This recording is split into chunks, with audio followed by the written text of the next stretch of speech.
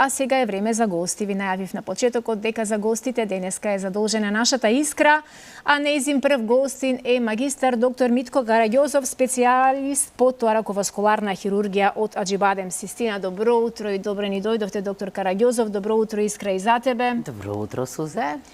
Добро утро на Драго ми е што Алфа телевизија и на сите наши гледачи. Драго ми е, доктор Караѓозов, што сте тука. Долго време не сме ве имале за гостин, но од друга страна и не ми е многу драго за темата за која ќе говориме, но се разбира е во интерес на нашата публика и на нашите гледачи кои што знаат дека една од најчестите причини за смртност, особено кај женската популација, е карциномот на дојка, кој што е во огромен пораст. Не знам дали е тоа последица на сите оние состојби во ковид пандемијата, кога беа прекинати мамографските прегледи и сите прегледи на жените, но бројката се искачува до 1200 заболени за минатата година, така нели? Бројките се бројки, но едно е битно и најбитно од целата приказка. Карциномот на дојка може да биде буквално на ниво на грип и да биде 99% излечива болест, но од карциномот на дојка и се умира. Дали ќе ви се даде шанса да живеете или таа шанса ќе биде со некакви последици кои што може да бидат и смрт, зависи од тоа во која фаза болест е откриена. Значи, раното откривање и превенцијата на карциномот на дојка е нешто кое што е многу битно и најбитно за секоја една жена.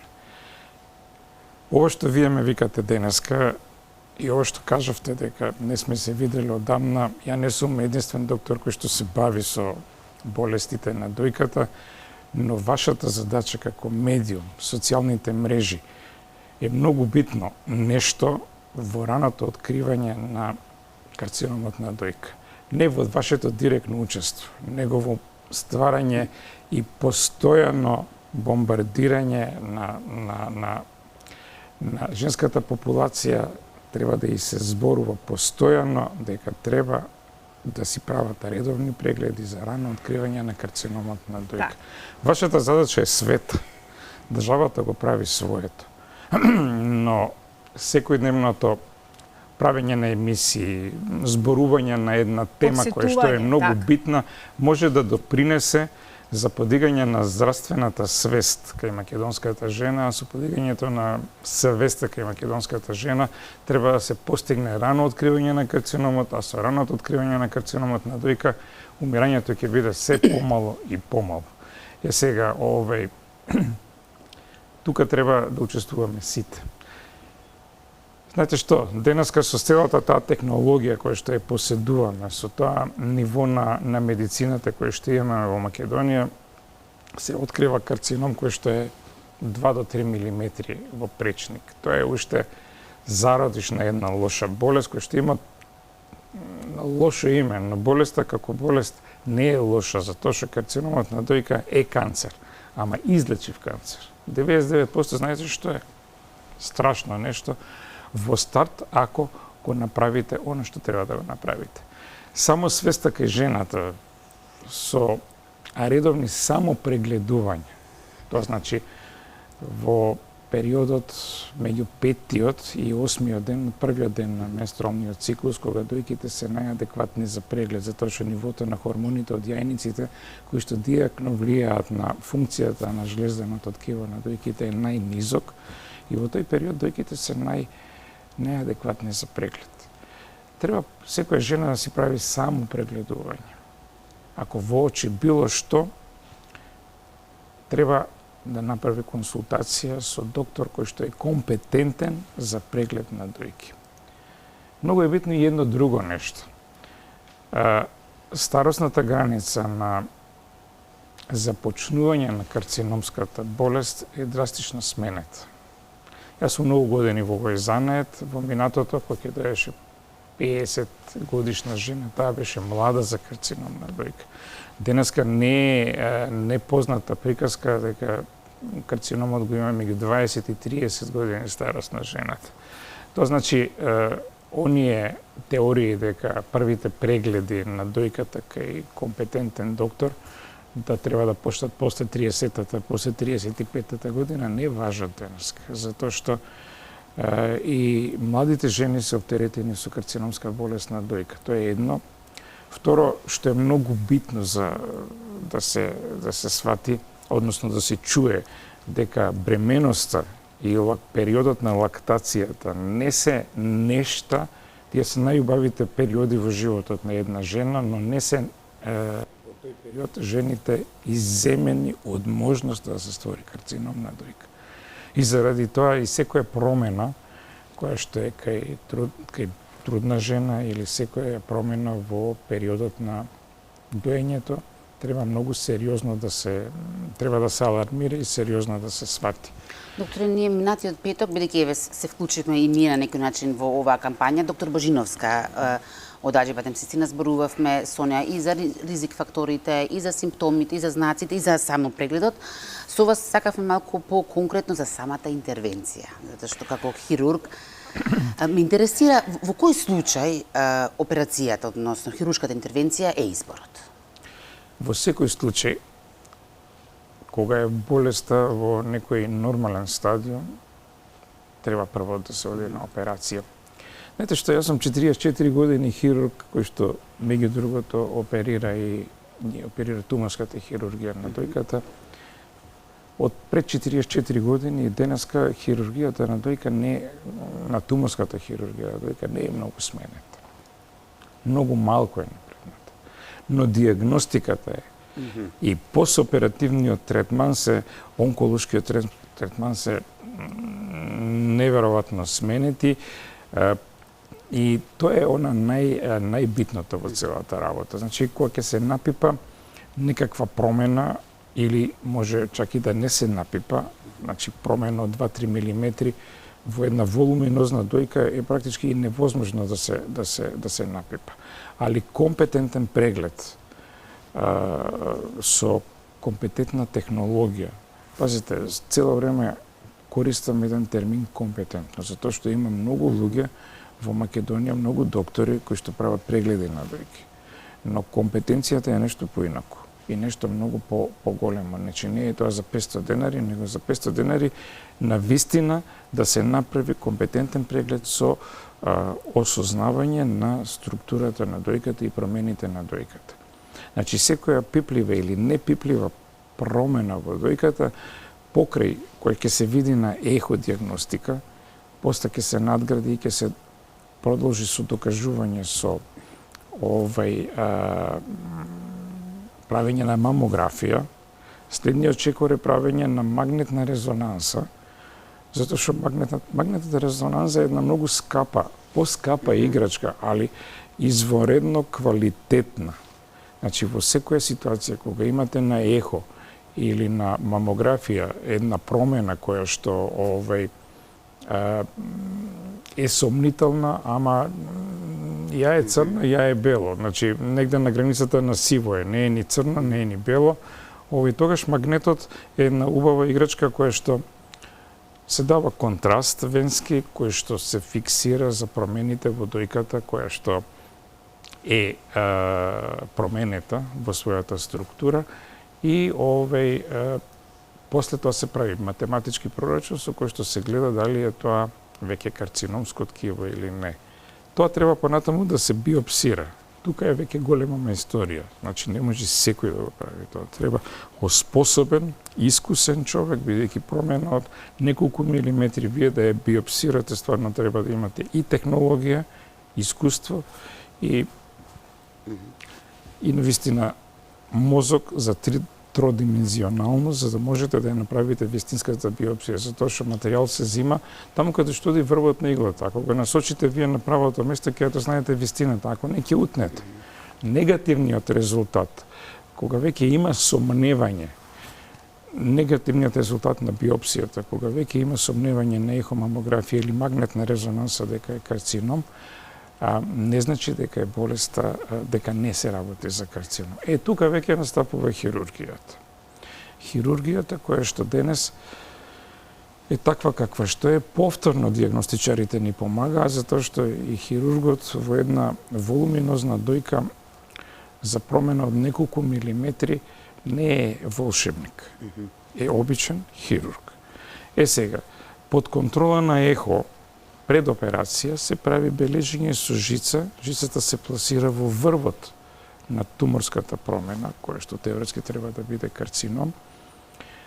И нас ни е помогнато многу, затоа што порано за една минимална промена од неколку милиметри сме морале да вадиме жлездено ткиво прилично големо, за да не го утнеме во тој дел да биде и онаа мала карциномска промена. А сега одите по патот на жицата, сето тоа се прави во општа анестезија, што е привилегија и за пациентот и за докторот, бидејќи пациентот спие, не го боли, мирен, вие сте како хирург мирен, спокоен и можете да работите толку колку што треба. По патот на жицата го вадите тој тумор, понатаму продолжува повторно, веќе не е хирургијата битна. Битно е патологот е битен, бидејќи патологот на тој материјал, а патологот има денеска огромен број на алатки, кои што, знаете што, во изминатата моја кариера, патологот не кажуваше е карцином или не е карцином. Сега патологот има толку многу можности благодарение на се она што се прави секаде во светот, тоа го правиме и во нашата болница Аџи-Бадем Систина. Значи се прават сите исследувања кои што се работат секаде во светот, а во соработка со МАНУ работиме и генетски испитувања кои што се битни и за жената која што боледува од карцином, но и за незините женски сестри, ако ги има, и за нивните за незиното следно женско поколение. Значи работиме се што треба, патологот ви дава еден куп информации кои што понатаму, од кога ќе се воспостави диагнозата и ќе се воспостави целата формула на болест, му возможува на онкологот со вистинските алатки да ја помогне на пациентката која што боледува од карцином, за да таа болест биде практично излечена. 5 години од почетокот на лекувањето, преживување, значи дефинитивно излекување на карциномската болест. Но тука е клучниот момент на целата приказка. Менталната состојба на една жена која што боледува од карцином. Во Аџи-Бадем Систина многу се работело токму на таа проблематика. Знаете што, Аџи-Бадем Систина 15 години функционира. Од почетокот дојката како болест зазема едно значајно место и болницата прави се да направи се што е најдобро за лекување на оваа болест, со тоа што се формира тој центар за дојка, во кој што се работи тимски. Значи, во тој тим ги имаме сите сегменти кои што се неопходни за комплетно диагностицирање. Значи, тој диагностичкиот дел го води докторка Чапова, кој што е раскошен диагностичар, има врвна технологија, има прекрасни алатки, кои што ги набавила болницата за доброто на секоја жена. Јас го водам хируршкиот дел. Хируршкиот дел, не сум скромен, навистина е еден сегмент кој што кога зборувате со пациент, секогаш они хирургот го величат. Хирургот е еден дел од приказката.